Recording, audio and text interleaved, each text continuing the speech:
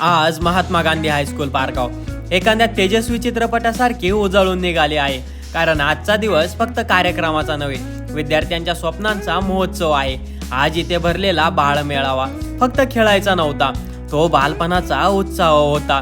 खाऊ गल्लीमध्ये विद्यार्थ्यांनी स्वतः तयार केलेल्या पदार्थांची सुगंधी हवा एक वेगळाच आनंद पसरवत होती. गोड, तिखट, खमंग, प्रत्येक चवीमध्ये मेहनतीचा स्पर्श होता आणि आत्मविश्वासाचा सुवासही. भाजी मंडईमध्ये या मुलांनी स्वतः उभं केलेला बाजार हे फक्त वस्तू विकत नव्हतं, हे होतं कष्टाची किंमत समजून घेणं, व्यवहार कसा करायचा, जबाबदारी कशी घ्यायची, हा जीवनाचा धडा त्यांनी खेळ खेळता जगला. आणि आता बोलूया आजच्या कार्यक्रमाचं खऱ्या अर्थानं हृदय म्हणजेच विज्ञान प्रदर्शनाबद्दल.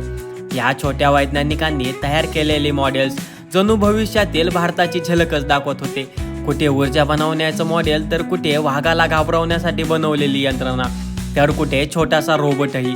प्रत्येक प्रयोग म्हणत होता, गुरुजी आमच्या मनात कल्पना कमी नाहीत, फक्त उडायला थोडी पंख लागतात, जी तुम्ही आम्हाला देत आहात. आज गावातील प्रतिष्ठित मान्यवरही या मुलांच्या प्रतिभेनं भारावून गेले, कारण त्यांच्या डोळ्यात फक्त आज नाही, उद्याचं यशही चमकत होतं.